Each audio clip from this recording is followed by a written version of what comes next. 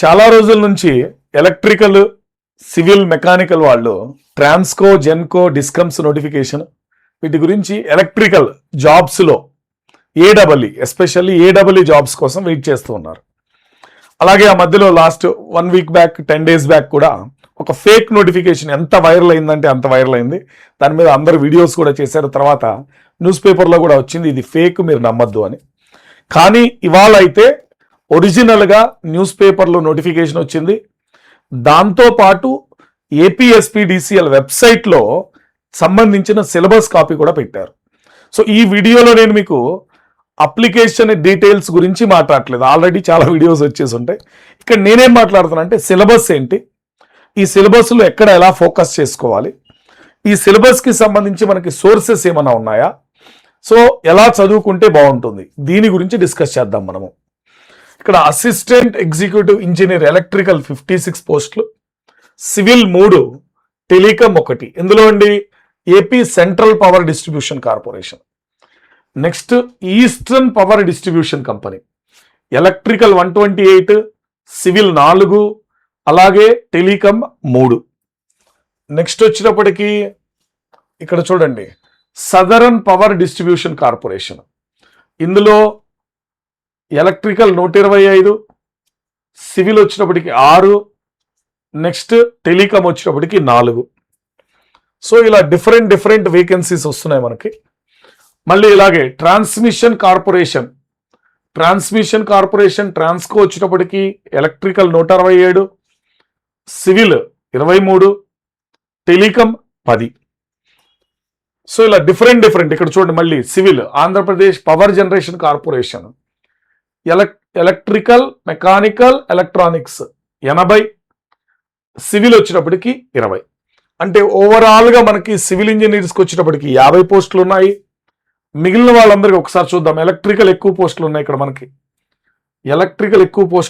ఇక్కడ ఓవరాల్గా మనకి మోర్ దాన్ 200 పోస్టులు. ఇక్కడ ఓన్లీ 167. ఇక్కడ చూడండి ట్రాన్స్కోలోనే 167 ఉన్నాయి. ఇక్కడ ఎలక్ట్రికల్, ఇక్కడ 3 కలిపి 80 ఉన్నాయి. So highest number of recruitment ఎవరికి జరుగుతుందండి? Highest number of recruitment electrical వాళ్ళకి. సో సివిల్ వచ్చినప్పటికీ ఓన్లీ 50 మాత్రమే ఓవరాల్గా. ఎలక్ట్రికల్ ఎక్కువ పోస్టులు. ఇందులో చాలా మంది క్వశ్చన్ అడుగుతున్నారు, మనకి ఎలక్ట్రికల్ పోస్టులకి ఎలక్ట్రానిక్స్ వాళ్ళు అప్లై చేయొచ్చా?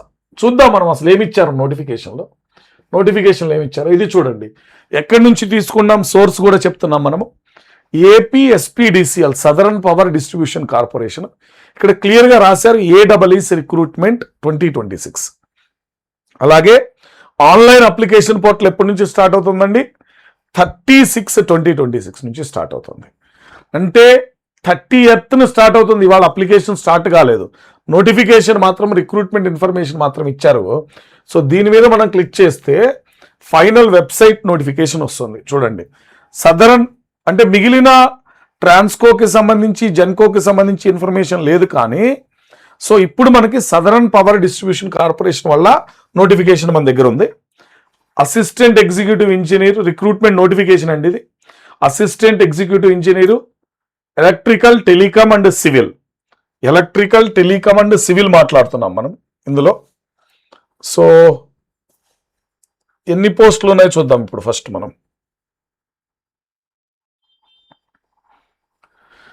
చూడండి ఎలక్ట్రికల్ వచ్చినప్పటికీ టోటల్ 124, ఓపెన్ కేటగిరీ కింద 6, లోకల్ కేటగిరీ కింద 118, బ్యాక్లాగ్ వేకెన్సీస్ 1, మొత్తం కలిపి 125 ఉన్నాయండి. Open category 6, local 118, backlog 1, 125. Civil open 1, local 5, total 6 ఉన్నాయి. టెలికామ్ ఓపెన్ 1, లోకల్ 3, టోటల్ 4 ఉన్నాయి. నేను ఇందా మీకు చెప్పినట్టు ఈ నోటిఫికేషన్, ఎలిజిబిలిటీ ఇవన్నీ కూడా ఆల్రెడీ చాలా వీడియోస్ వచ్చేసి ఉంటే చాలా మంది చూస్తుంటారు. కానీ నన్ను స్టూడెంట్స్ రెగ్యులర్గా అడుగుతున్న ఒక క్వశ్చన్ ఏంటంటే ఎలక్ట్రికల్ పోస్టులకి ఎలక్ట్రానిక్స్ వాళ్ళు అప్లై చేయొచ్చా?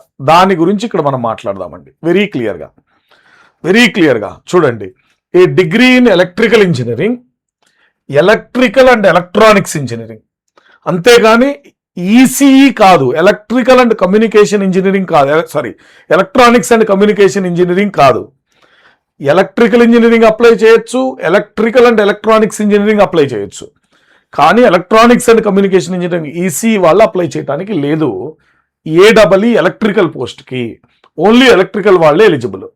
సో ఇక్కడ టెలికమ్యూనికేషన్, ఎలక్ట్రానిక్స్ అండ్ కమ్యూనికేషన్కి మీరు అప్లై చేయొచ్చు. ఏడబ్ల్ఈ ఎలక్ట్రికల్కి అప్లై చేయలేరు, కానీ ఏడబ్ల్ఈ టెలికమ్కి మీరు ఈసీ వాళ్ళు అప్లై చేయొచ్చు. సో ఇది ఒక క్లారిటీ. సివిల్, బీటెక్ సివిల్ వాళ్ళు ఎవరైనా అప్లై చేసుకోవచ్చు, దాని గురించి డౌట్ ఏమీ లేదు.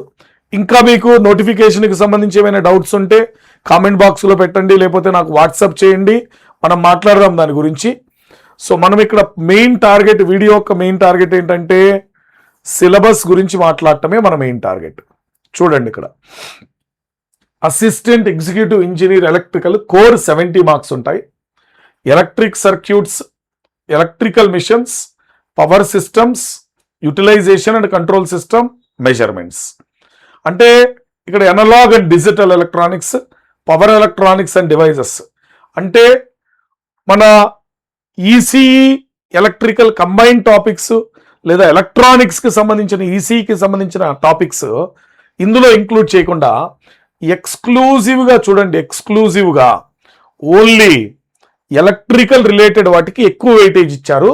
70 మార్క్స్. దాంట్లో టాపిక్స్ మ్యాక్సిమం మీరు చూసినట్లయితే కంబైన్డ్ టాపిక్స్ చాలా తక్కువ ఉన్నాయి. Majorly they focus on electrical sector only. అలాగే మనం ఇందులో చూసుకున్నట్లయితే, టెలికాంలో చూసుకున్నట్లయితే network analysis, Fourier series, electronic device and circuits, digital circuits, linear control system, transmission line antenna, Maxwell equation. అంటే ఇందులో ఎలక్ట్రికల్ ఇవ్వండి కంప్లీట్గా. చూడండి, wave guides and components, micro processor, communication system, కంప్లీట్గా ఈసీఈ రిలేటెడ్ టాపిక్సే ఉన్నాయి. కానీ ఎక్కడా కూడా they have not at all provided you electrical.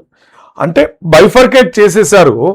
Roles ఏవైతే ఎలక్ట్రికల్ ఇంజనీర్ చేస్తాడో, ఏవైతే ఎలక్ట్రానిక్స్ టెలికమ్యూనికేషన్ ఇంజనీర్ చేస్తాడో దాని ప్రకారం వాళ్ళు సిలబస్ని బైఫర్కేట్ చేశారు.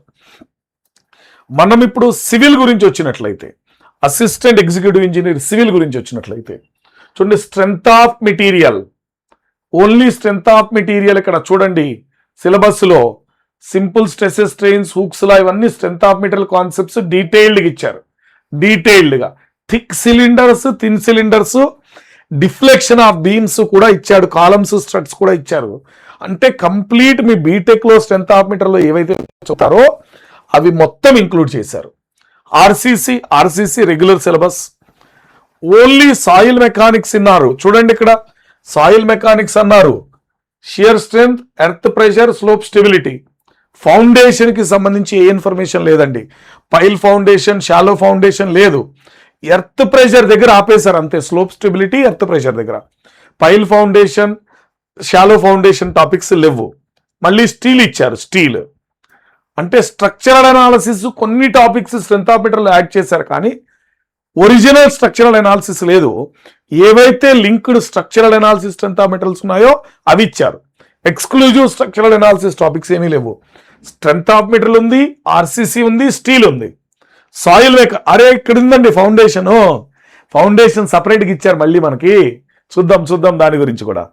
నెక్స్ట్ ఫ్లూయిడ్ మెకానిక్స్ వచ్చినప్పటికీ మెకానిక్స్ అండ్ మిషనరీ అన్నారు. Mechanics and machinery, properties, pressure measurements, manometers, buoyancy, kinematics, dynamics అన్ని ఇచ్చేసారండి. సో ఇంత డీటెయిల్గా ఇచ్చారు చూడండి. ఓపెన్ ఛానల్ ఫ్లో ఇచ్చారు. ఇంపాక్ట్ ఆఫ్ జెట్స్ కూడా ఇంక్లూడ్ చేశారు ఇక్కడ సిలబస్లో. అంటే డీటెయిల్డ్గా కావాలి మీకు. Radial vanes, turbines, pumps, machinery అన్నీ ఇచ్చారు. నెక్స్ట్ ఫౌండేషన్ సపరేట్గా ఇంక్లూడ్ చేశారు. Stress distribution, bearing capacity, settlement analysis, consolidation, pile foundation, coffer dams, dewatering, bracing for excavation, site investigation. అంటే కంప్లీట్గా మొత్తం సివిల్ ఇంజనీరింగ్ సిలబస్ ఇవ్వకుండా క్లియర్గా చెప్తున్నా మళ్ళీ ఒకసారి. Soil mechanics, foundation engineering, fluid mechanics and hydraulic machinery, strength of material, RCC, steel. 5 సబ్జెక్టులే 70 marks. 5 సబ్జెక్టులే 70 మార్క్స్ మీకు. మరి అందరికీ కామన్గా ఏమి ఇచ్చారు చూద్దాం. అందరికీ కామన్గా రీజనింగ్ అండ్ జనరల్ ఇంటెలిజెన్స్, ఇదైతే రెగ్యులర్గా మనం చదివే యాప్టిట్యూడ్. జనరల్ అవేర్నెస్ అన్నారు. ఇంకా ఏమైనా ఇస్తారండి జనరల్ అవేర్నెస్ అని చెప్పి ఇక్కడ questions designed to test the candidates general awareness, environment around them, design to test knowledge of current events, ఇవి కామన్ కదా. ఇంకా హిస్టరీ, కల్చర్, జాగ్రఫీ, ఎకనామిక్స్ ఇవన్నీ కూడా. Quantitative aptitude reasoning models, English language and comprehension, verbal ability ఇచ్చారు. Computer knowledge, computer basics ఇచ్చేసారండి. ఇక్కడ CPU అంటే ఏంటి, అవుట్పుట్ డివైస్ అంటే ఏంటి, ఇన్పుట్ డివైస్ అంటే ఏంటి, మెమొరీ ఏంటి, కీబోర్డ్ ఏంటి, మెయిల్ గురించి ఇవన్నీ కామన్గా ఇచ్చేసారండి. సో ఇప్పుడు మనకి మార్క్స్ డిఫరెన్షియేషన్ చూస్తున్నాం ఇక్కడ. సో 70 మార్క్స్ వచ్చేటప్పటికి common core syllabus, general intelligence and reasoning 5 marks, general awareness general స్టడీస్కి సంబంధించింది 7 marks, verbal ability 5, quant 8, computer knowledge 5, total 100. So ఇప్పుడు మీరు చాలా టెన్షన్ పడిపోతూ ఉంటారు, సార్ ఇవన్నీ మేము ఎక్కడ చదవాలి? ఒక్క విషయం, మీరు ఎంత టెన్షన్ పడతారో మిగిలిన స్టూడెంట్స్ అది కూడా అంతే టెన్షన్ పడతారు. సో మీరు కోర్ ఫోకస్ చేసుకోండి, కోర్ ఎక్కువ క్వశ్చన్ ప్రాక్టీస్ చేయండి, ఎక్కువ చదువుకోండి. దాంతోపాటు ప్యారలల్గా దీనికి సంబంధించిన కోర్స్ చేయండి, దాన్ని కూడా ఫోకస్ చేసుకోండి. కానీ నా ఇప్పటి నుంచి స్టార్ట్ చేసిన స్టూడెంట్స్ ఎవరైతే ఉన్నారో యాప్టిట్యూడ్ బాగా చేయగలిగిన వాళ్ళు బాగా చేస్తారు. మిగిలిన టాపిక్స్ కంప్యూటర్ ప్రొఫిషియన్సీ కానీ, ఇంగ్లీష్ వర్బల్ ఎబిలిటీ కానీ, ఇవన్నీ కూడా అందరూ ఈవెన్ లెవెల్కే చేస్తూ వెళ్తూ ఉంటారు. ఓకే, దెన్ ఇక్కడ ఇంకొక విషయం, ఎగ్జామ్కి సంబంధించి వాళ్ళు కంప్యూటర్ బేస్డ్ టెస్ట్ అని పెడుతున్నారు. చూడండి ఇక్కడ, there shall be no negative marks in the computer based test. So negative marking ఏమీ లేదు, నెగిటివ్ మార్కింగ్ అనేది ఏమీ లేదు. కంప్యూటర్ బేస్డ్ టెస్ట్ జరుగుతుంది, there shall be no negative marking అని చెప్పారు, వెరీ క్లియర్గా చెప్పేశారు. మరి లెవెల్ ఏ లెవెల్లో ఉంటుందండి? ఏడబ్ల్యూ లెవెల్కి, గేట్ లెవెల్కి కంపేర్ చేస్తున్నారు students. GATE level high numericals models ఉంటాయి.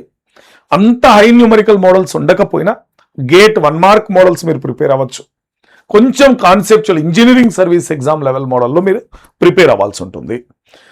సో ఇప్పుడు ఇది ఏపీఎస్పీడీసీఎల్కి, మిగిలిన వాటికి ఇదే అప్లికబుల్ అయ్యే ఛాన్సెస్ 99.9% ఉంది. ఎందుకంటే వేరే వేరే సిలబస్లు ఇచ్చి మిమ్మల్ని కన్ఫ్యూజ్ చేయకుండా వాళ్ళందరూ కూడా ఇదే ప్యాటర్న్ని ఫాలో అయ్యే ఛాన్సెస్ ఉంది. కామన్ సిలబస్ ఉండొచ్చు, ఓకే, కామన్ సిలబస్ ఉండొచ్చు. ఇక్కడ నుంచి మీ ప్రిపరేషన్ జర్నీ స్టార్ట్ చేసుకోండి.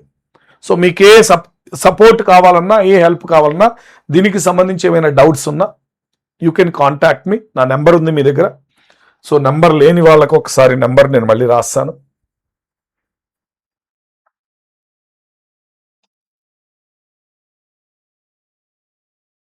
వాట్సాప్ చేయండి, you can get the replies.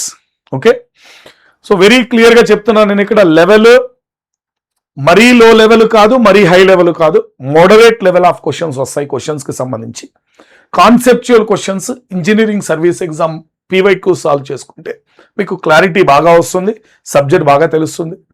And aptitude, reasoning regular ఏడబ్ల్యూ సంబంధించి ఏవైతే ఉంటాయో మీరు ప్రాక్టీస్ చేస్తున్నారో వాటిని ప్రాక్టీస్ చేసుకోండి. మీకు ఇంకా ఏమైనా డౌట్స్ ఉంటే యూ కెన్ వాట్సాప్ దేర్.